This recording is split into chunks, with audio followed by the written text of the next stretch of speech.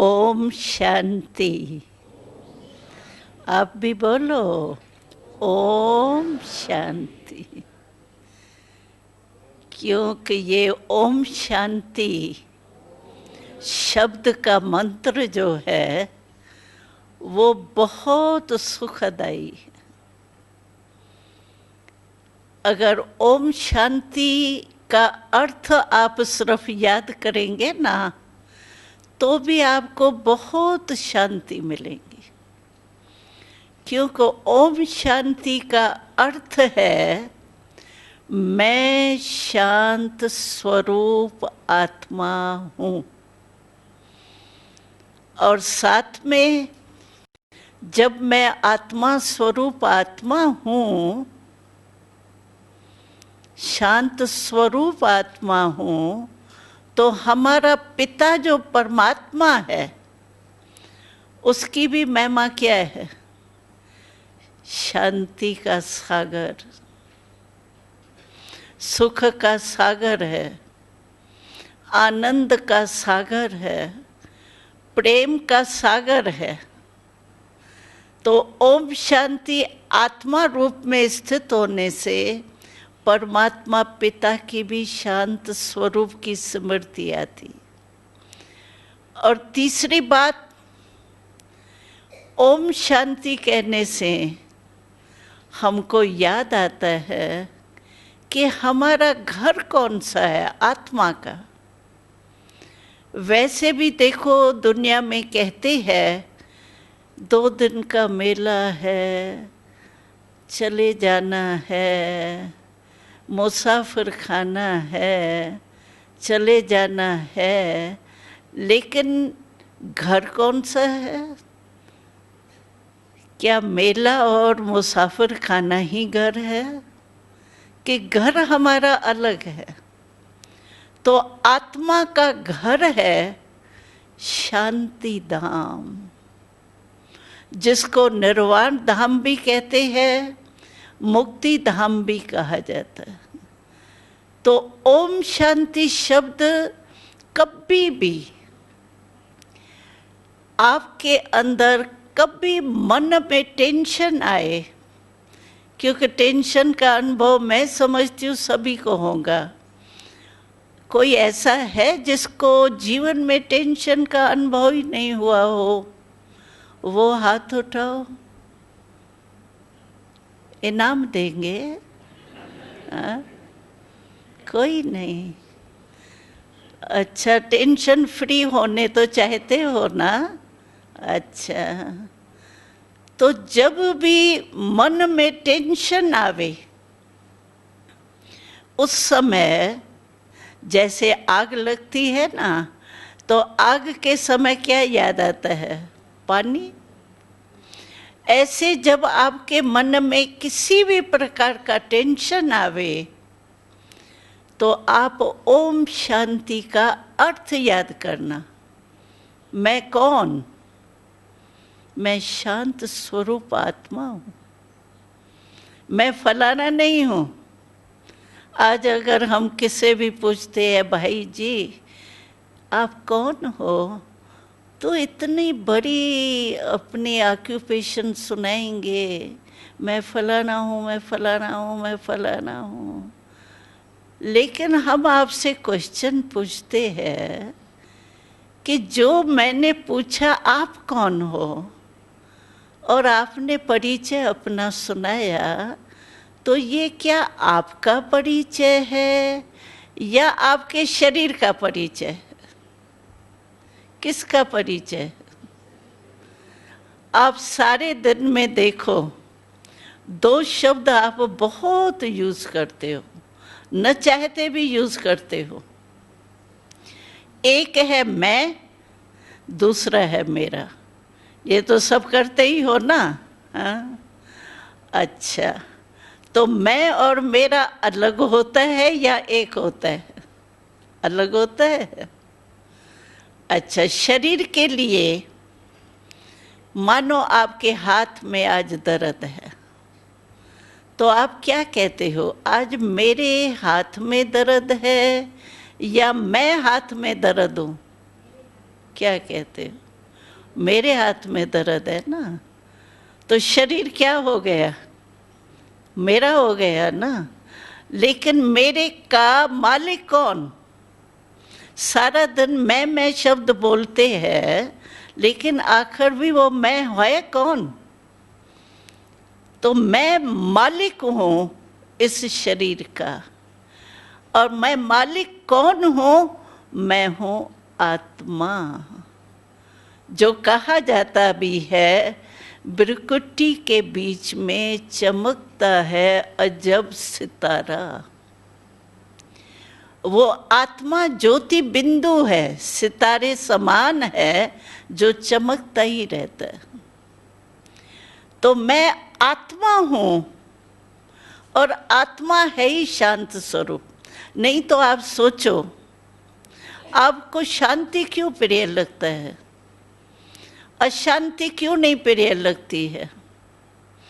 हम गए थे लंदन में, तो 2 बच्चे थे, कोई 8-9 वर्ष के होंगे। एक पढ़ा लिखा हुआ अच्छा था और एक थोड़ा साधारण था। हमने दोनों से क्वेश्चन किया, तो बच्चे, आपको शांति चाहिए? कहा हाँ शांति तो चाहिए। हमने कहा अच्छा, अगर आप 2 हो तो कुछ घंटे आपको शांति दे दे और कुछ घंटे दूसरे भाई को शांति दे दे तो अच्छा चलेगा? कहते नहीं दीदी जी, सारा समय शांति चाहिए। क्यों शांति चाहती है? क्यों आज शांति कॉन्फ्रेंस कर रहे हैं इतने? क्यों चिल्ला रहे हैं परमात्मा के आगे, शांति देवा शांति देवा शांति दो? क्यों चाहते हैं? क्योंकि ओरिजिनल हम आत्मा का स्वरूप शांत है। हमारा पिता भी शांति का सागर है, हमारा देश भी शांति का देश है। तो वो हमको आत्मा को खींचता है। लेकिन जैसे सूर्य होता है ना, सूर्य प्रकाश तो सभी को देता है, लेकिन अगर हमारे आगे दीवार है तो हम उस प्रकाश को ले नहीं सकते।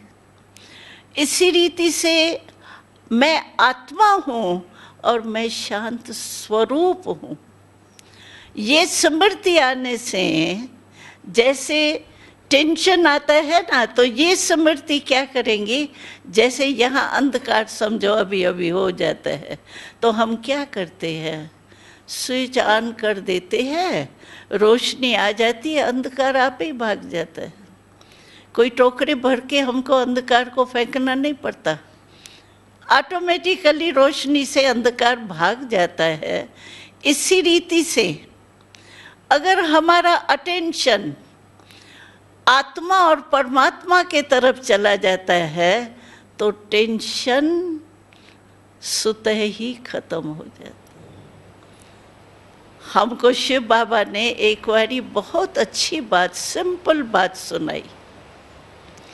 शिव बाबा ने कहा कि बच्चे, चलते चलते जीवन में टेंशन कई प्रकार का आता है, क्यों कलयुग है ना। कलयुग का अर्थ ही है कलह का समय। जैसे गर्मी के सीजन में हम कहे गर्मी के होवे ही नहीं, ये तो हो ही नहीं सकता। कलयुग है, कलह युग में समस्याएं आएंगी, टेंशन आएंगे, चाहे अपने मनक से, चाहे व्यक्ति से, चाहे प्रकृति से आएंगे ही। लेकिन बाबा ने कहा जिस समय भी आपके पास टेंशन आवे ना, आप टेंशन के आगे ए शब्द ऐड करना, तो क्या हो जाएगा, अटेंशन। अटेंशन कहाँ जाएगा, मैं आत्मा हूँ शांत स्वरूप और मेरा पिता भी शांति का सागर है। तो उस तरफ अटेंशन जाने से, वैसे भी कहते हैं परमात्मा को याद करो तो ऊपर ही जाता है, अंगुली ऐसे ही जाती है। तो कभी भी आपको टेंशन आवे, तो ये महामंत्र जो ओम शांति है ना, वो आप याद करना, क्योंकि हमने देखा है, हम लोगों को भी इस स्थापना होते 7 साल हो गए हैं, तो हमने बहुत बारी अनुभव किया है, चाहे दूसरों को भी अनुभव कराते हैं, तो यही होता है जब अटेंशन परमात्मा के तरफ चला जाता है, तो जैसी स्मृति वैसी स्थिति होती है। अभी देखो, आप यहाँ बैठे हो, यहाँ तो कोई दुख और शांति का वायुमंडल है नहीं, शांति का वातावरण है, और आपस में भी आप बहुत अच्छे प्यार प्रेम से रहे हुए हो। लेकिन यहाँ बैठे बैठे, वही कुर्सी है जहाँ आप बैठे हो, लेकिन यहाँ बैठे बैठे आपको कोई ऐसी दुख की घटना यहाँ बैठे बैठे याद आ जाती है, मानो आपकी शक्ल बदली हो जाएंगी, आपकी स्मृति से स्थिति बदली हो जाएंगी। बैठे तो इसी कुर्सी पर हो, लेकिन क्या हो गया, स्मृति बदलने से स्थिति बदल गई। ऐसे ही अगर हमको स्मृति आ जाती है, मैं आत्मा हूँ, शांत स्वरूप हूँ, शांति का धाम के निवासी हूँ, शांति पिता के बच्ची हूँ, बच्चा हूँ, तो हमारी स्थिति कैसी हो जाएंगी। और परमात्मा के सिवाय और कौन ऐसा शांति का दाता है, उसको अगर हम याद करेंगे तो हमको शांति के वाइब्रेशन आएंगे ना। अभी आप देखो, मंदिर में जाते हैं, है तो जड़ चित्र, बनाने वाला चेतन है, लेकिन चित्र जड़ है, लेकिन वहाँ जाने से शांति का अनुभव होता है ना। क्यों होता है? वाइब्रेशन है। जड़ चित्र का भी वाइब्रेशन इतना है जो हमको थोड़े समय के लिए, जितना समय है उतने समय के लिए तो शांति अनुभव होती है ना। तो इसी रीति से हमको शिव बाबा यही महामंत्र देता है, ओम शांति। एकदम अशांति खत्म हो जाती और परमात्मा के तरफ मन लग जाता है ना।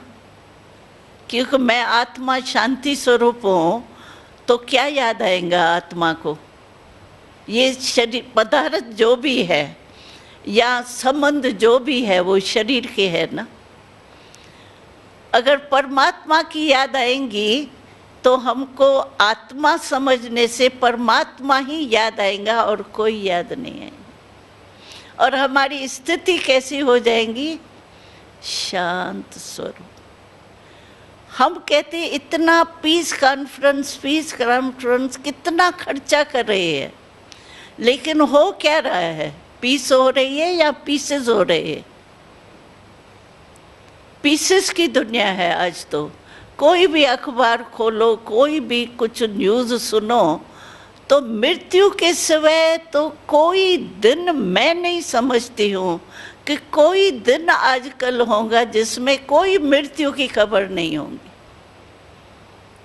ये क्यों हुआ है? क्योंकि अपने आप को ही भूल गए हैं। कमाल तो ये है, अगर शरीर के रीति से कोई अपने आप को भूल जाए, उसकी स्थिति क्या होगी?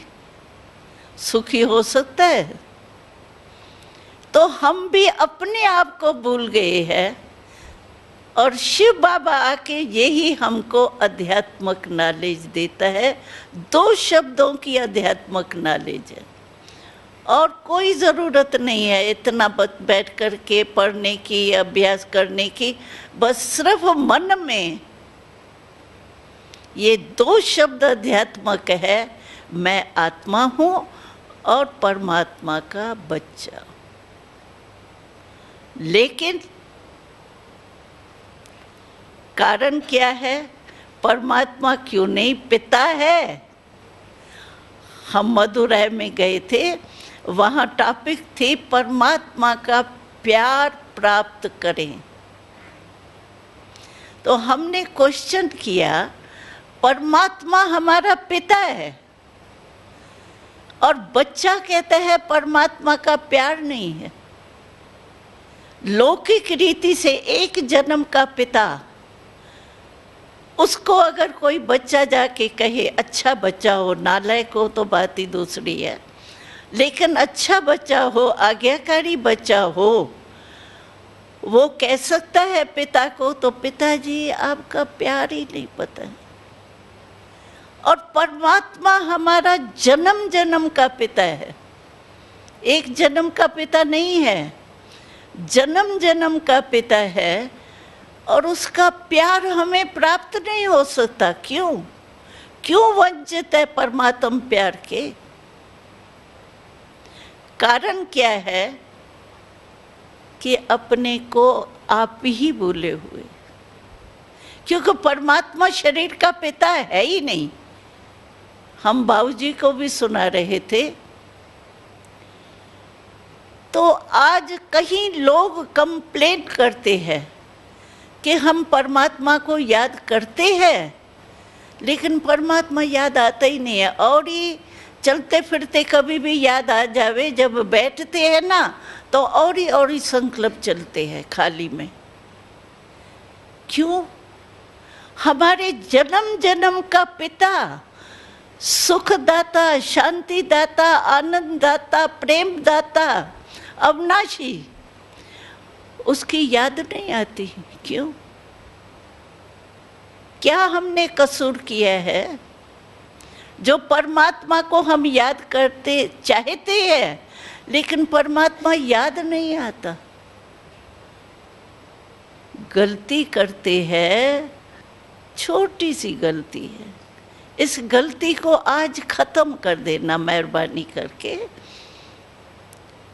गलती ये है कि हम शरीरधारी बन के परमात्मा को याद करते। मैं फलाना हूँ, ये स्मृति है, और कहते हे भगवान मुझे शांति दे दो ना, हे पिताजी ये कर दो ना, पिताजी ये दे दो ना। पिता है ही नहीं शरीर का, वो सुने क्यों? अगर मेरा पिता कोई है ही नहीं और मैं उसको कहूँ पिताजी पिताजी आप बहुत अच्छे हो पिताजी, वो सुनेगा क्या? वो मेरे को दे देगा क्या कुछ? तो मैं आत्मा हूँ, आत्मा समझ के अपने को बैठो, देखो सेकंड में आपका कनेक्शन हो जाएगा। जैसे ये देखो है माइक है, अभी कनेक्शन ठीक है तो आप सुख से सुन रहे हो ना, शांति से। अगर मानो इस तार का कनेक्शन टूट जाता है और मैं तार का कनेक्शन जोड़ने चाहती हूँ, लेकिन मैं एक गलती करती हूँ कि इसका जो प्लास्टिक है, रबर है, उसको उतारती नहीं हूँ और मैं जोड़ने की कोशिश करती हूँ। सारा दिन मैं रात जोड़ने की कोशिश करूँगी, जुड़ेगा? क्यों? कि कवर नहीं होता रहा। ऐसे अगर हम मन परमात्मा में लगाने चाहते हैं तो ये बॉडी का कवर जो है ना, बॉडी कॉन्शियस का, उसको छोड़ना पड़ेगा। हमको याद है, एक कहानी सुनाती हूँ आपको, कहानी ज़्यादा याद रहती है ना। तो कहते हैं राजा जनक था, राजा जनक ने ऐलान किया कि मुझे 1 सेकंड में कोई जीवन मुक्ति दिला। बहुत स्टेज पर जो भी बड़े बड़े ऋषि मुनि जो भी होते हैं वो आए और जीवन मुक्ति का रास्ता बताने की कोशिश की, लेकिन राजा जनक को जीवन मुक्ति नहीं मिली। लास्ट में क्या हुआ कि एक अष्टावक्र आया स्टेज पर तो उस अष्टावक्र को देख करके जो भी ऋषि मुनि सब महामंडलेश्वर जो भी कोई थे वो सब हंसने लगे। कहा अभी देखो इतने इतने विद्वान आचार्य नहीं जीवन मुक्ति दे सके, अभी ये अष्टावक्र आया है, ये कहता है मैं जीवन मुक्ति का रास्ता बताऊंगा। तो पता है अष्टावक्र ने क्या शब्द बोले? अष्टावक्र ने बोले कि ये है विद्वानों की समाज नहीं है, विद्वानों की सभा नहीं है, लेकिन ये चमारों की सभा है। क्यों चमारों की सभा है? कि मेरे चमड़ी को देख रहे। तो आज हम मंदिर में जाते हैं, बड़े बड़े मंदिर में जाते हैं, वहाँ हमको चमड़ी का सामान नहीं लेके जाने देते हैं, और हम चेतन परमात्मा से मिलने चाहते हैं और चमड़ी और दमड़ी को लेकर के जाते हैं। कैसे मिलेगा परमात्मा? और परमात्मा को कुछ चाहिए ही नहीं। वो कहता है मन मना भव। गीता में 2 बारी ये श्लोक आता है, मन मना भव। धन मना भव नहीं कहा, तन मना भव नहीं कहा, मन मना भव कहा। क्यों? कि मन ही तार है आत्मा का परमात्मा से कनेक्शन जोड़ने की, और मन में ही टेंशन आता है। मन ही परमात्मा से मिलन का साधन है। तो परमात्मा ने कहा मन मेरे में लगाओ, लेकिन मन क्यों नहीं लगता है? उसका कारण है क्योंकि हम मन के गुलाम बने हुए हैं, मन के मालिक नहीं है। आज क्या कहते हैं? कहते हैं बहन जी अच्छा तो बहुत लगता है, समझते हैं अच्छा बनना चाहिए, लेकिन मन नहीं मानता है ना, मन बड़ा बेईमान है। अरे मन मेरा है या मैं हूँ? मन को मेरा मन कहते हैं, कभी मैं मन नहीं कहते हैं। तो मेरे का मैं मालिक हूँ, लेकिन आज मालिक बन गया है गुलाम, गुलाम बन गया है मालिक। जहाँ गुलाम मालिक बन जाएगा उसका हाल क्या होगा? आजकल अखबारों में भी आता है, बुजुर्ग माता थी, बुजुर्ग परिवार था, सर्वेंट जो है वो बहुत होशियार हो गया और सारा घर बर्बाद हो गया। तो हमारा घर भी बर्बाद तब हुआ है जब मन के गुलाम बन गए। मन चला रहा है, आत्मा नहीं मन को चला रही है, लेकिन आत्मा को मन चला रहा है। मालिक बन करके रहो तो क्यों नहीं सर्वेंट मानेगा? अगर मालिक ही ढीला डाला है, अभी देखो कई फैक्ट्रीज है, कई कारोबार है, दफ्तर भी होते हैं, अगर डायरेक्टर मालिक अच्छा नहीं होता है कारोबार चलती है क्या? यूनियन खड़ी हो जाती है। तो मन के मालिक हूं मैं, मन को जहाँ चाहूँ, जैसे हाथ है मेरा, हाथ को मैं ऐसे करने चाहूँ नहीं कर सकती हूँ, नीचे करने चाहूँ नहीं कर सकती हूँ। जैसे ये मेरा हाथ है, पाँव है, वैसे मन भी तो मेरा है ना। तो मेरे के ऊपर मेरा अधिकार क्यों नहीं? क्योंकि मैं आत्मा रूप में स्थित नहीं हूँ, मालिक अपने को समझती नहीं हूँ। सारे दिन में आप देखो, चेक करो अपने को, आत्मा कितना समय याद आता है? याद ही नहीं आता है कि मैं आत्मा हूँ, इतने भूल गए। तो बताओ मन मालिक नहीं हो जाएगा? हमको याद है, हम एक हिस्ट्री सुनाते हैं कि मालिकपन में कितनी ताकत होती है और मालिक नहीं है तो क्या हालत होती है। आपको पता ही है। तो हमारे भारत की प्राइम मिनिस्टर इंदिरा गांधी जी थी, और इंदिरा गांधी जी थोड़ा टाइम बीच में सीट से उतर गई थी। तो हम लोगों का ये नियम है कि हम राखी बंधन के दिन सबको आध्यात्मिक राखी बांधने जाते। कोई भी अभी भी प्राइम मिनिस्टर है, प्रेसिडेंट है, जिस देश में भी जो भी ऑफिशियल्स है, उन्हों के पास राखी बांधने हम ज़रूर जाते हैं। क्यों? लिफाफा लेने नहीं जाते हैं, लेकिन इसीलिए जाते हैं कि उस दिन हमने देखा है कोई मना नहीं करता टाइम देने के। बहन भाई का नाता है ना, नेचुरल है, बहन भाई का प्यार का नाता है ना। हमने देखा उस दिन कोई भी हमको ना नहीं करता, और हम उस दिन ज़रूर जाते हैं। चाहे कुर्सी से कोई उतर भी जाए, ऐसे नहीं है कि कुर्सी से उतर गया तो हम राखी बांधेंगे, नहीं। कुर्सी को थोड़ी बांधी, आत्मा को बांधी ना। तो चेंज भी हो जाता है तो भी पोस्ट से हम राखी भेजते हैं, क्योंकि बहन भाई का नाता है ना। तो हमने देखा इंदिरा गांधी जी बीच में थोड़ा टाइम उतरी थी सीट से, तभी भी हम गए थे उसके पास, राखी बांधने के हिसाब से गए थे। तो हमने देखा एक छोटा सा मकान था, उसमें वो बैठी थी, लेकिन उसकी शिकिल और दबदबा जो होता था, इंदिरा गांधी जी के मिलने जाते थे पहले भी, उसकी रौनक, उसका दबदबा जो था, रात दिन का फर्क था। ऐसे ही कह रही थी, अभी तो मैं हूँ, जो करना है कर रही हूँ।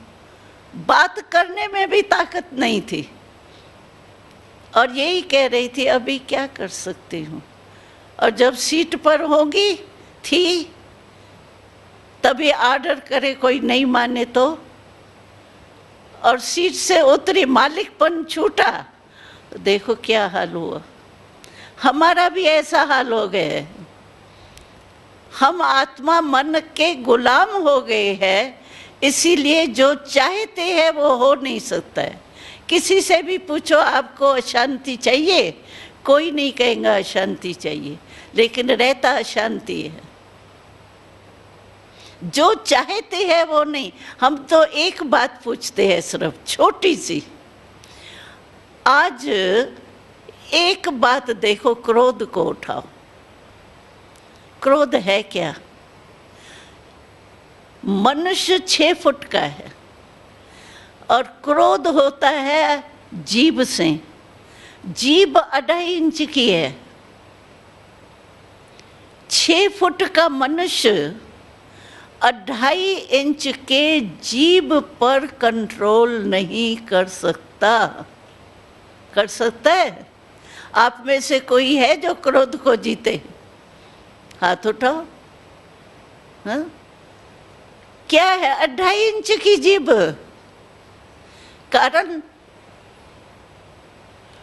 कारण मालिकपन भूल गया। आज जीभ हमारे आर्डर में नहीं है। आप सोचो, जो छोटी सी 2.5 इंच के जीभ को कंट्रोल नहीं कर सकता, वो अपने मन को क्या शांत कर सकता? मन तो भटकने वाला है। इसीलिए हमको याद आ रहा है 1937 की बात, जब हम छोटेपन में पिताश्री प्रजापिता ब्रह्मा बाबा, शिव बाबा के पास आध्यात्मिक नॉलेज लेने के लिए आई थी। तो हमारे पिताश्री प्रजापिता ब्रह्मा ने महावाक्य उच्चारण किए। उसका हम बच्चों से बहुत प्यार था। 11, 12, 13, 14 वर्ष तक थे हम, और रोज पिताश्री का आत्मिक प्यार था, परमात्मा प्यार था, जिसने हमको परमात्मा के तरफ खींच लिए। और सदा जब भी हम ड्रिल करते थे, उस समय योग अभ्यास में बैठते नहीं थे, चलते फिरते आत्म अभिमानी का अभ्यास करते थे। तो ड्रिल करते थे हम। जब ड्रिल पर हम आते थे सवेरे सवेरे, तो पिताश्री प्रजापिता ब्रह्मा बाबा आते थे हमसे गुड मॉर्निंग करने के लिए। तो एक एक बच्चे को ऐसे बाहों में लेके, बच्चे गुड मॉर्निंग। और पिताश्री ने उस समय हमको एक वरदान दिया जो हमें बहुत याद आता है, आप लोगों को देख के भी। ब्रह्मा बाबा ने कहा, मेरा एक एक बच्चा विश्व कल्याणकारी बनेगा। हम 9 वर्ष की आयु में थे, तो हमने वर्ल्ड का नक्शा नहीं देखा था, इंडिया का तो देखा था पढ़ाई में। तो हम लोगों को थोड़ा हंसी आती थी अंदर, तो हमने तो वर्ल्ड का नक्शा ही नहीं देखा है। बाबा कह रहा है विश्व कल्याणकारी बनेंगे, लेकिन बाबा को कहते भी थे हंस हंस के, बाबा हमने तो वर्ल्ड का नक्शा ही नहीं देखा है। तो बाबा ने कहा, नहीं, ये परमात्म वरदान है, परमात्म वरदान कभी टल नहीं सकता है। और आज हम देख रहे हैं, जो ब्रह्मा बाबा ने महावाक्य उच्चारण किए, बाबा ने कहा एक दिन आएगा जो आपके पास सब खुद आएंगे। आज आप आ गए हो ना, मुबारक हो, आप आ गए हो। कितना वरदान बाबा का। और आज हम देखते हैं विश्व का कोई कोना नहीं रहा है जहां हम परमात्मा का संदेश देने के लिए नहीं पहुंचे। विश्व कल्याणकारी का वरदान सिद्ध हुआ ना। हम अभी अभी एक मास पहले हम जो इस इंडिया का लास्ट है चिली, वहाँ भी संदेश देने के लिए हमको शिव बाबा ने, ब्रह्मा बाबा ने भेजा। तो ये परमात्मा का वरदान जो है वो हम देख रहे हैं। वरदान परमात्मा के वरदान ने आप सबको यहाँ लाए, नहीं तो आप क्यों आते ब्रह्मा कुमारियाँ के पास, क्यों आते? क्या है ब्रह्मा कुमारियों के पास? परमात्मा का वरदान है और आपका घर है ये। हम कभी भी नहीं कहते आप मेहमान हो, बिल्कुल नहीं। क्यों? आप हमारे परमात्म भाई हो, बहने हो। एक जन्म के भाई बहने नहीं हो, लेकिन परमात्मा जन्म जन्म का हमारा पिता है, तो आप हमारे जन्म जन्म के भाई बहने हो। और आज अपने घर में आए हो, मेहमान नहीं बन के रहना। आए हो, चलो मेहमान उसको भी कहा जाता है जो आता है और जाता है, उस हिसाब से। लेकिन मेहमान बन के आए हो, मुबारक है उसकी, लेकिन महान बन के ही जाना, ऐसे साधारण नहीं बन के जाना। क्यों? वरदाता के घर में आए हो, वरदाता के घर में आए हो, वरदान से झोली भर के जाना, थोड़े में राजी नहीं होके जाना। क्योंकि परमात्मा के पास बहुत कुछ खजाना है, उस खजाने से वंचित नहीं होके जाना, महान बन करके जाना। और कुछ भी मेहनत नहीं है, सिर्फ मन को परमात्मा से लगाना है। और मन का मालिक आत्मा बनना है, उसका परिचय चाहिए आत्मा का। आत्मा, हम कहते तो है हम आत्मा है, जब शरीर छोड़ता है तो भी कहते हैं लाइट इज गॉन। भाई कौन सी लाइट गॉन हो गई? शरीर तो पूरा ही पड़ा है। वो ही लाइट ज्योति आत्मा। लेकिन आत्मा क्या है, कहाँ से आई है, क्या करने आई है, कब तक यहाँ रहना है, उसका परिचय तो पूरा चाहिए ना। परमात्मा के बारे में भी परिचय तो पूरा चाहिए ना। अभी देखो कितनी भ्रांतियां हैं परमात्मा के लिए, हमको तो आश्चर्य लगता है। कोई कहते हैं परमात्मा नाम रूप से न्यारा है, कोई न नाम है न रूप है, और कोई कहते हैं कण कण में परमात्मा है। कहाँ नाम रूप से न्यारा और कहाँ कण कण में, दोनों बातें मिलती है। भ्रांतियां कितनी है, उसको रियल समझाने के लिए थोड़ा सा टाइम देना पड़ता है। वो भी ज़्यादा टाइम नहीं है। हमारा पूरा कोर्स जो है 7 दिन का, 7 घंटे का है, और मेडिटेशन का कोर्स तो 3 घंटे का है। हमने सुना है 3 घंटे की तो एक फिल्म भी होती है। तो क्या एक फिल्म का टाइम नहीं दे सकते हैं? फिर भी कहते हैं बहन जी चाहते तो है, बड़े बहाने देते हैं। हमसे शिव बाबा ने एक बारी प्रश्न पूछा था। प्रश्न पूछा तो ऐसी कौन सी बाजी है जो सबको आती है? तो बाबा ने कहा वो है बहानेबाजी, वो सबको आती है। हमने एक बच्चे से पूछा, बहुत रमणीक बात है, हमने बच्चे से पूछा बच्चा आपको बहानेबाजी आती है? कहा हाँ हमको तो बहुत बहाना करना आता है। हमने कहा कौन सा बहाना करते हो? कहता है मेरे को जब स्कूल में जाने की दिल नहीं होती है ना, तो मैं मम्मी को कहता हूँ मेरे सिर में दर्द है। अभी सिर में दर्द का थर्मामीटर तो है ही नहीं, तो मम्मी कैसे समझेंगी है या नहीं है? तो मम्मी और ही प्यार करती है, हाँ सिर में दर्द है, मालिश करो, गोदी में बिठा देती है, और मेरा बहाना चल जाता है। बहानेबाजी सभी को आती है, और अध्यात्मक रास्ते में तो बहाने बहुत होते हैं। इसीलिए बहानेबाजी नहीं करना, उड़ती कला की बाजी ज़रूर करना, लेकिन बहानेबाजी नहीं करना।